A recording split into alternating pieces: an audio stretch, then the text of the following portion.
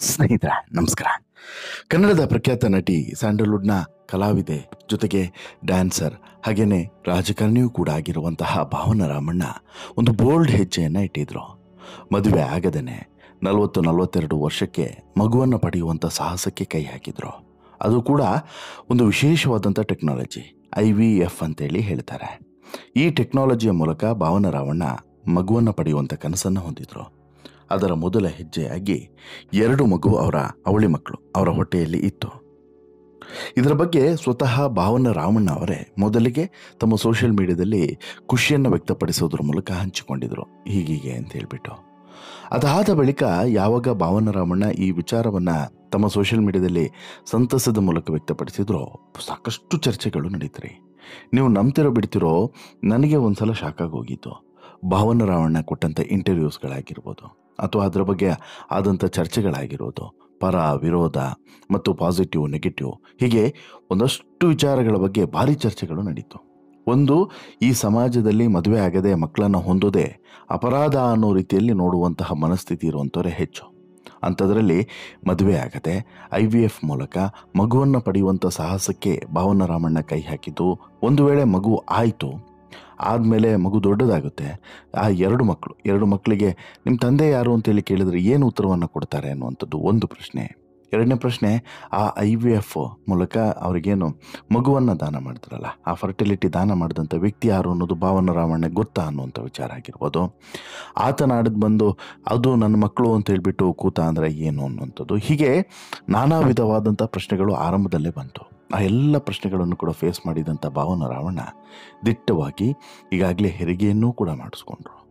ಹೆರಿಗೆಯನ್ನು ಮಾಡಿಸ್ಕೊಂಡಂಥ ಬೆನ್ನಲ್ಲೇ ದೊಡ್ಡದೊಂದು ಶಾಕ್ ಭಾವನಾ ರಾಮಣ್ಣಗೆ ಕಾದಿತ್ತು, ದೊಡ್ಡ ಆಘಾತವೇ ಕಾಣಿತ್ತು.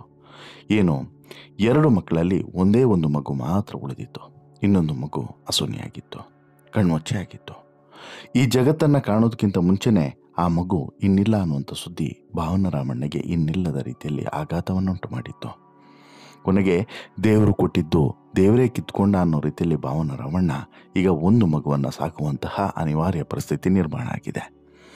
ಹಾಗಾದರೆ ಇಲ್ಲಿ IVFನ ಮೂಲಕ ಮಗುವನ್ನು ಪಡೆದಂಥ ಕಾರಣಕ್ಕೋಸ್ಕರ, ಅದು ಕೂಡ 2 ಮಗು IVFನ ಮೂಲಕ ಬಂದಂಥ ಕಾರಣಕ್ಕೋಸ್ಕರ ಒಂದು ಮಗು ಈ ರೀತಿ ಆಯಿತಾ?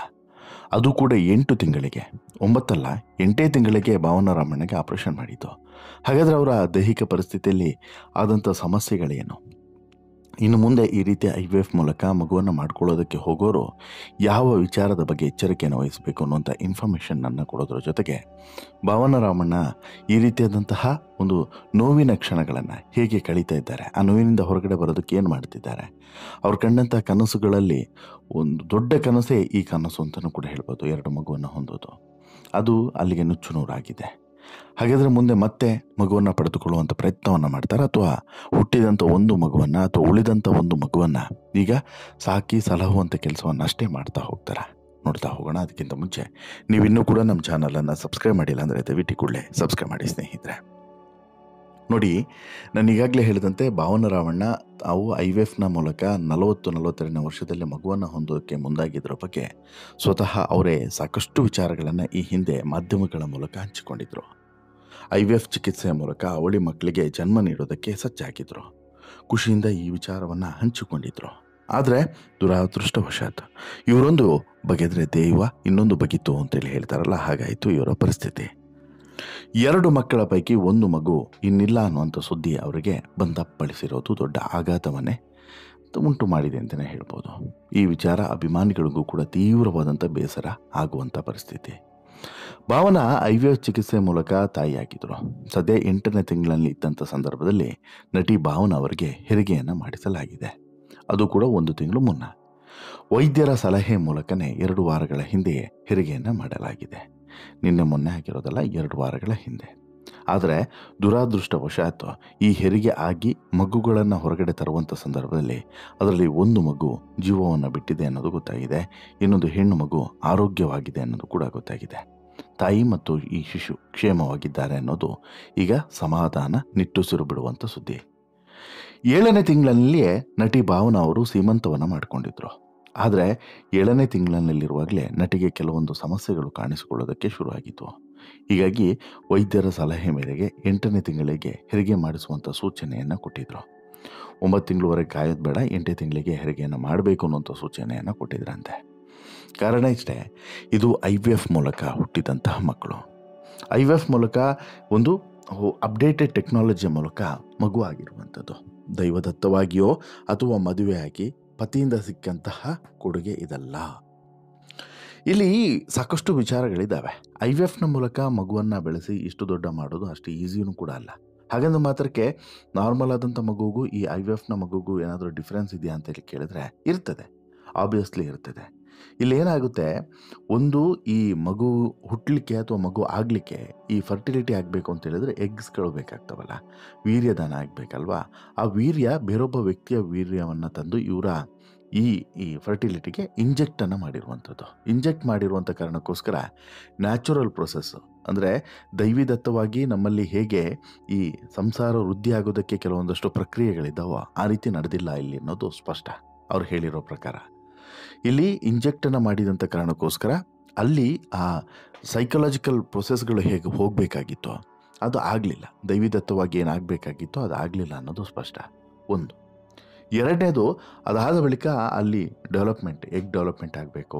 ಅದರಲ್ಲಿ ಡೆವಲಪ್ಮೆಂಟ್ ಆಗಿ ಎರಡು ಮಗು ಇದೆ ಅನ್ನೋದು ಕೂಡ ಗೊತ್ತಾಗುತ್ತೆ. ಆ 2 ಮಗು ಇದೆ ಅಂತೇಳಿ ಗೊತ್ತಾದ ಬಳಿಕ ಸಹಜವಾಗಿಯೇ ತಾಯಿ ಮಾಡಬೇಕಾದಂಥ ಆರೈಕೆಗಳನ್ನು ಇವರು ಮಾಡಿದ್ದಾರೆ, ಅದರಲ್ಲೇನೂ ಕೂಡ ಎರಡನೇ ಮಾತಿಲ್ಲ. ಬಟ್ ಎಲ್ಲೋ ಒಂದು ಕಡೆ ಇದು ನೈಸರ್ಗಿಕವಾಗಿ ನಡೆಯುವಂಥ ಪ್ರೊಸೆಸ್ ಆಗದೇ ಇದ್ದಿದ್ರಿಂದನೇ ಹೀಗಾಯ್ತೇನೋ ಅನ್ನುವಂಥ ಪ್ರಶ್ನೆಯೂ ಕೂಡ ಇದೆ.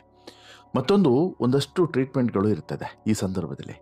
ಆ ಟ್ರೀಟ್ಮೆಂಟ್ಗಳ ಪರಿಣಾಮ ಎಲ್ಲವೂ ಕೂಡ ಸಕ್ಸಸ್ ಆಗುತ್ತೆ ಅಂತನೂ ಅಲ್ಲ, ಎಲ್ಲದೂ ಕೂಡ ಫೇಲ್ಯೂರ್ ಆಗುತ್ತೆ ಅಂತನೂ ಅಲ್ಲ.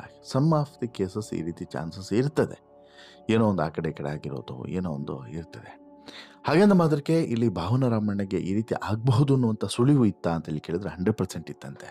ಆದರೆ ಮಗು ಬದುಕುಳಿತದೆ, ಸ್ವಲ್ಪ ಆರೋಗ್ಯದಲ್ಲಿ ಸಮಸ್ಯೆಗಳು ಬರಬಹುದು ಅನ್ನುವಂಥದ್ದು ಗೊತ್ತಿತ್ತಂತೆ. ಕಾರಣ ಏನು ಅಂತ ಹೇಳಿದ್ರೆ 6-7ನೇ ತಿಂಗಳಲ್ಲಿ ಸ್ಕ್ಯಾನಿಂಗ್ ಮಾಡಿಸಿದಂಥ ಸಂದರ್ಭದಲ್ಲಿ ವೈದ್ಯರು ಹೇಳಿದ್ರಂತೆ, ಇಲ್ಲ ಯಾಕೋ ಒಂದು ಮಗು ಸ್ವಲ್ಪ ವೀಕ್ ಇದ್ದಂಗಿದೆ, ಯಾವುದಕ್ಕೂ ಒಂದು 8ನೇ ತಿಂಗಳಿಗೆ ಆಪ್ರೇಷನ್ ಮಾಡಬೇಡ, ತುಂಬ ವೆಯ್ಟ್ ಮಾಡೋದು ಬೇಡ ಅನ್ನುವಂಥ ಎಚ್ಚರಿಕೆಯನ್ನು ಇವರು ಆರಂಭದಿಂದನೂ ಕೂಡ ಕನ್ಸಲ್ಟ್ ಮಾಡ್ತಿದ್ದಂಥ ವೈದ್ಯರೇ ಹೇಳಿದ್ರಂತೆ. ನೋಡಿ ಎಲ್ಲಿವರೆಗೆ ನಮ್ಮ ಟೆಕ್ನಾಲಜಿ ಇಂಪ್ರೂವ್ ಆಗಿದೆ ಅಂತೇಳಿ. ವೈದ್ಯರಿಗೆ ಬಹುಶಃ ಆವಾಗಲೇ ಒಂದು ಸೂಚನೆ ಸಿಕ್ಕಿದೆ, ಒಂದೇ ಮಗು ಇವರಿಗೆ ಉಳಿಯೋದು, ಒಂದು ಮಗು ಉಳಿಯೋದಿಲ್ಲ ಅನ್ನೋಂಥ ಸೂಚನೆ ಸಿಕ್ಕಿದೆ. ಆ ಕಾರಣಕ್ಕೋಸ್ಕರ 8ನೇ ತಿಂಗಳಿಗೇ ಇವರು ಇಲ್ಲ ಆಪ್ರೇಷನ್ ಮಾಡೋಣ ಅಂತಲೂ ಕೂಡ ವೈದ್ಯರು ಸಲಹೆಯನ್ನು ಕೊಟ್ಟಿದ್ರು. ಇನ್ನು ಕೆಲವು ಸಮಸ್ಯೆಯಿಂದಾಗಿ ನಟಿ ಭಾವನಾ ಅವರಿಗೆ 2 ವಾರಗಳ ಹಿಂದೆ ಹೆರಿಗೆಯನ್ನು ಮಾಡಲಾಗಿತ್ತು. ಆ ಮಗುಗೆ ಏನು ಕಾರಣ ಅಂದರೆ, ಈ ರೀತಿ ಆಗೋದಕ್ಕೆ ಏನು ಕಾರಣ, ಸರಿಯಾದಂತಹ ಫುಡ್ ಸಪ್ಲೈ ಆಗಬೇಕಾಗಿರೋದು ಅಥವಾ ಆ ಮಗುಗೆ ಏನು ಸಿಗಬೇಕಾಗಿತ್ತು, ಆ ಹೊಟ್ಟೆ ಒಳಗಿದ್ದಂಥ ಶಿಶುಗೆ, ಆ ಗರ್ಭಾವಸ್ಥೆಯಲ್ಲಿದ್ದಂಥ ಮಗುವಿಗೆ ಏನು ಸಿಗಬೇಕಾಗಿತ್ತು ಅದು ಸಿಗಲಿಲ್ವೇನೋ ಅನ್ನೋದು ಗೊತ್ತಿಲ್ಲ. ಬಟ್ ಆದರೆ ಎಲ್ಲೋ ಒಂದು ಕಡೆ ಕೆಲವೊಂದಷ್ಟು ಸಮಸ್ಯೆಗಳು ಕಾಣಿಸ್ಕೊಂಡಿದೆ. ಪರಿಣಾಮ ಒಂದು ಮಗು ಹೊಟ್ಟೆಯಲ್ಲಿರುವಂಥ ಸಂದರ್ಭದಲ್ಲೇ ಜೀವವನ್ನು ಬಿಟ್ಟಿದೆ ಅನ್ನೋದು ಗೊತ್ತಾಗಿದೆ. ಮತ್ತೊಂದು ಮಗು ಆರೋಗ್ಯವಾಗಿದೆ. ಭಾವನಾ ಅವರ ಸೀಮಂತ ಶಾಸ್ತ್ರದ ವಿಡಿಯೋ ಇತ್ತೀಚೆಗೆ ವೈರಲ್ ಆಗಿತ್ತು. ಸರಳವಾಗಿ ನಡೆದಂತಹ ಈ ಕಾರ್ಯಕ್ರಮ ಸಂಪ್ರದಾಯಬದ್ಧವಾಗಿಯೇ ನಡೀತು ಅಂತಲೂ ಕೂಡ ಹೇಳ್ಬೋದು. ಚಿತ್ರರಂಗದ ಅವರ ಸ್ನೇಹಿತೆಯರು ಆಪ್ತರು ಬಂದು ಭಾಗವಹಿಸಿ ಶುಭ ಕೋರಿ ಹೋಗಿದ್ರು. ಆದರೆ ಇದಾಗಿ ಕೆಲವೇ ದಿನಗಳಲ್ಲಿ ಇಂಥದ್ದೊಂದು ಸುದ್ದಿ ಅವರಿಗೆ ಬರುತ್ತೆ ಅಂತ ಹೇಳ್ಬಿಟ್ಟು ಅವರು ಇಮ್ಯಾಜಿನ್ ಕೂಡ ಮಾಡಿರಲಿಲ್ಲ. ಎಲ್ಲದೂ ಕೂಡ ಚೆನ್ನಾಗಿತ್ತು. ಇನ್ಫ್ಯಾಕ್ಟ್ ಭಾವನಾ ಅವರು ಕೂಡ ತುಂಬ ಆ್ಯಕ್ಟಿವ್ ಆಗೇ ಇದ್ದರು, ಆರೋಗ್ಯವಾಗಿದ್ದರು, ತುಂಬ ಆ್ಯಕ್ಟಿವ್ ಆಗಿ ಇದ್ದರು. ಹಾಗಾಗಿ ಅಂಥದ್ದೇನು ಸಮಸ್ಯೆ ಆಗಲಿಕ್ಕಿಲ್ಲ ಅಂತೇಳಿ ಎಲ್ಲರೂ ಕೂಡ ಭಾವಿಸಿದರು, ಇಮ್ಯಾಜಿನ್ ಕೂಡ ಮಾಡಿರಲಿಲ್ಲ. ಬಟ್ ಆದರೆ ಎಲ್ಲೋ ಒಂದು ಕಡೆ ಹೊಟ್ಟೆ ಒಳಗಡೆ ಏನೋ ಒಂದಷ್ಟು ಸಮಸ್ಯೆಗಳು ಕಾಣಿಸ್ಕೊಂಡಂತಹ ಕಾರಣಕ್ಕೋಸ್ಕರ ಆಪ್ರೇಷನ್ ಮಾಡುವಂಥ ಸಂದರ್ಭದಲ್ಲೇ ಒಂದು ಮಗು ಇಲ್ಲ ಅನ್ನೋದು ಗೊತ್ತಾಯಿತು. ಅದಕ್ಕೆ ಈಗ IVF ಬಗ್ಗೆನೇ ಒಂದಷ್ಟು ಜನರಿಗೆ ಅನುಮಾನ ಮೂಡ್ತಿದೆ. IVFನಿಂದನೇ ಹೀಗಾಯ್ತಾ ಅಂತೇಳಿ, ಅಥವಾ ಭಾವನವರು ಎಲ್ಲೋ ಒಂದು ಕಡೆ ಏನಾದರೂ ತಪ್ಪು ಮಾಡಿದ್ರಾ, ಯಾವುದಾದ್ರೂ ಗಿಡ್ಡು ಆ ರೀತಿ ಏನಾದರೂ ಆಯಿತಾ ಅಂತಲೂ ಕೂಡ ಕೆಲವೊಂದಷ್ಟು ಜನ ಕೇಳ್ತಾರೆ. ಇಲ್ಲ, ಹಾಗಲ್ಲ. IVFನಲ್ಲಿ ಕೂಡ ತಪ್ಪಾಗಿಲ್ಲ ಅಂತಲ್ಲ, ಬಟ್ IVFನಲ್ಲಿ ಸಕ್ಸಸ್ ರೇಟ್ ಇದೆ. ಬಟ್ ಈ ಅವಳು ಜೋಳಿ ಮಕ್ಕಳಾದಾಗಲೇ ಸಮಸ್ಯೆಗಳು ಹೆಚ್ಚಾಗುವಂಥದ್ದು. ಎರಡೂ ಮಗುಗೂ ಕೂಡ ಸೇಮ್ ಏನು ಟ್ರೀಟ್ಮೆಂಟ್ ಆಗಿರ್ಬೋದು ಅಥವಾ ಮೆಡಿಸಿನ್ಸ್ ಆಗಿರ್ಬೋದು ಅಥವಾ ಅವ್ರ ಹೊಟ್ಟೆಯಲ್ಲಿರುವಂಥ ಸಂದರ್ಭದಲ್ಲಿ ಅವ್ರಿಗೆ ಏನೇನು ಸಿಗಬೇಕು ಸಪ್ಲಿಮೆಂಟ್ಸು ಅದು ಸಿಗದೆ ಆ ರೀತಿ ಏನಾದರೂ ಆಗಿರಬಹುದು, ಅಥವಾ ಎಲ್ಲೋ ಒಂದು ಕಡೆ ಸ್ವಲ್ಪ ಒಂದು ಮಗುವಿಗೆ ಎಲ್ಲೋ ಒಂದು ಕಡೆ ಬೇರೆ ಏನಾದರೂ ಸಮಸ್ಯೆ ಇತ್ತೇನೋ ಗೊತ್ತಿಲ್ಲ. ಸಾಮಾನ್ಯ ಇರ್ತದೆ. ಏನಂತ ಹೇಳಿದ್ರೆ ಈ ಹುಟ್ಟೋ ಮಕ್ಕಳಲ್ಲೇ ಕೆಲವೊಂದಷ್ಟು ನ್ಯೂನತೆಗಳಿರ್ತವೆ. ಆ ನ್ಯೂನತೆಗಳಲ್ಲಿ ಏನಾದರೂ ಇತ್ತಾ ಗೊತ್ತಿಲ್ಲ. ಇನ್ನೂ ಕೂಡ ಡಾಕ್ಟ್ರು ಇದ್ರ ಬಗ್ಗೆ ರಿಪೋರ್ಟನ್ನು ಕೊಟ್ಟಿಲ್ಲ. ಇನ್ಸೈಡ್ ಇನ್ಫಾರ್ಮೇಷನ್ಸು ಇಷ್ಟೇ ಸಿಕ್ಕಿರುವಂಥದ್ದು. ಏನಾಗಿದೆ ಏನು ಅಂತ ಹೇಳ್ಬಿಟ್ಟು ಡಾಕ್ಟ್ರು ಕರೆಕ್ಟಾಗಿ ರಿಪೋರ್ಟನ್ನು ಕೊಟ್ಟ ಬಳಿಕ, ಅಂದರೆ ಇನ್ನೊಂದು ಮಗುಗೆ ಏನಾಗಿತ್ತು ಅನ್ನುವಂತಹ ರಿಪೋರ್ಟು, ಮೆಡಿಕಲ್ ರಿಪೋರ್ಟ್ ಸಿಕ್ಕಿದ ಬಳಿಕ ಇದು ಕನ್ಫರ್ಮ್ ಆಗ್ತದೆ. ಬಟ್ ಈ ರೀತಿಯಾದಂಥ ಚಾನ್ಸಸ್ಗಳು ಇರ್ತವೆ ಅಂತೇಳಿ ಜನರಲ್ ಆಗಿ ಬೇರೆ ಡಾಕ್ಟರ್ಸ್ಗಳು ಹೇಳ್ತವೆ. ಅಂದರೆ ಕೆಲವೊಂದಷ್ಟು ಚಾನ್ಸಸ್ಗಳು ಹೀಗಿರ್ತವೆ. ಬಟ್ ಇಲ್ಲಿ ಭಾವನೆಗೂ ಕೂಡ ಹಾಗೆ ಆಗಿದೆ ಅಂತಲ್ಲ, ತಪ್ಪು ತಿಳ್ಕೊಬೇಡಿ, ಹಾಗೆ ಆಗಿದೆ ಅಂತಲ್ಲ, ಗೊತ್ತಿಲ್ಲ ಏನಾಗಿದೆ ಅಂತೇಳಿ. ಬಟ್ ಕೆಲವೊಂದಷ್ಟು ಚಾನ್ಸಸ್ಸು ಬೇರೆ ಬೇರೆ ಆಯಾಮದಲ್ಲಿ ಇರ್ತವೆ. ಒಂದು ಏನಾದರೂ ಆರೋಗ್ಯದಲ್ಲಿ, ತಾಯಿಯ ಆರೋಗ್ಯದಲ್ಲಿ ಸಮಸ್ಯೆ ಕಂಡು ಬಂದಿರುವಂಥದ್ದು, ಅಥವಾ ಯಾವುದಾದ್ರೂ ಮೆಡಿಸನ್ ಸರಿಯಾಗಿ ಕೆಲಸ ಮಾಡದೇ ಇರುವಂಥದ್ದು, ಅಥವಾ ಮಗು ಸರಿಯಾಗಿ ರೆಸ್ಪಾಂಡ್ ಮಾಡದೇ ಇರುವಂಥದ್ದು, ಅಥವಾ ಏನಾದರೂ ದೈಹಿಕವಾಗಿ ಏನಾದರೂ ನ್ಯೂನತೆ ಇದ್ದಿದ್ದೋ, ಏನೋ ಒಂದು ಆಗಿರುತ್ತದೆ ಚಿಕ್ಕದಾಗಿ. ಬಟ್ ಸಣ್ಣ ಮಕ್ಕಳಲ್ವಾ, ಇನ್ನೂ ಕೂಡ ಮಕ್ಕಳು ಕೂಡ ಅಲ್ಲ, ಅಂತಹ ಚಿಕ್ಕ ಪ್ರಾಯದಲ್ಲಿ ಅಥವಾ ಹೊಟ್ಟೆ ಒಳಗಿದ್ದಂಥ ಸಂದರ್ಭದಲ್ಲಿ, ಗರ್ಭಾವಸ್ಥೆಯಲ್ಲಿದ್ದಂಥ ಸಂದರ್ಭದಲ್ಲಿ ಏನಾದರೂ ಚಿಕ್ಕದು ಸಾಕು ಏನೋ ಆಗಿರುತ್ತದೆ. ಹಾಗಾಗಿ ಈ ರೀತಿಯಾದ ಪರಿಸ್ಥಿತಿ ಬಂದಿದೆ. ಬಟ್ ಆದರೆ ಫಾರ್ಚುನೇಟ್ಲಿ ಒಂದು ಮಗು ಉಳಿದಿದೆ, ಅವಳಿಯಲ್ಲಿ ಒಂದು ಮಗು ಉಳಿದಿದೆ. ಆ ಮಗುವನ್ನೇ ಎರಡೂ ಮಗುವಿನ ರೀತಿಯಲ್ಲಿ ಸಾಕಿ ಸಲಹಿ ದೊಡ್ಡದು ಮಾಡುವಂಥದ್ದು ಭಾವನವರ ಕನಸು. ಅದು ಆಗಲಿ, ಆ ಮಗು 100 ಕಾಲ ಸುಖವಾಗಿ ಖುಷಿಯಿಂದ ಜೀವನವನ್ನು ಸಾಗಿಸಲಿ. ಮತ್ತೊಂದು ಮಗುವನ್ನು ಪಡೆಯುವಂಥ ಪ್ರಯತ್ನವನ್ನು ಭಾವನೆ ಮಾಡ್ತಾರೆ ಕೇಳಿದ್ರೆ ಸದ್ಯಕ್ಕಂತೂ ಇಲ್ಲ ಅನ್ನುವಂತಹ ಅಭಿಪ್ರಾಯಗಳು ವ್ಯಕ್ತವಾಗ್ತಿದ್ದಾವೆ. ನೋಡೋಣ ಮುಂದೇನಾಗುತ್ತೆ ಅಂತೇಳಿ. ಬಟ್ ನಿಮಗೆ ಅನಿಸುತ್ತೆ ಸ್ನೇಹಿತರೆ, ನಿಮಗೆ ಎಷ್ಟು ಬೇಸರ ಅಂತೇಳಿ ಫೀಲ್ ಆಗ್ತದೆ ಈ ರೀತಿ ನಡೆದಿದ್ದು? ಒಂದು ರೀತಿಯಲ್ಲಿ ದೇವರೇ ಕೊಟ್ಟಂತಹ ಒಂದು ಶಿಕ್ಷೆನೋ, ಅಥವಾ ಇದು ಅನಿವಾರ್ಯನೋ, ಆಕಸ್ಮಿಕನೋ, ಅಥವಾ ಒಳ್ಳೆಯದೋ ಗೊತ್ತಿಲ್ಲ. ನಿಮ್ಗೇನು ಅನಿಸುತ್ತೆ? ದಯವಿಟ್ಟು ನಿಮ್ಮ ಅಭಿಪ್ರಾಯವನ್ನು ಕಮೆಂಟ್ ಮಾಡಿ ತಿಳಿಸಿ. ಜೊತೆಗೆ ಈ ಸ್ಟೋರಿ ಇಷ್ಟ ಆಯಿತು ಅಂತ ಹೇಳಿದ್ರೆ ಲೈಕ್ ಮಾಡಿ, ಶೇರ್ ಮಾಡಿ, ಚಾನಲ್ಗೆ ಸಬ್ಸ್ಕ್ರೈಬ್ ಆಗೋದನ್ನು ಮರಿಬೇಡಿ. ಧನ್ಯವಾದ.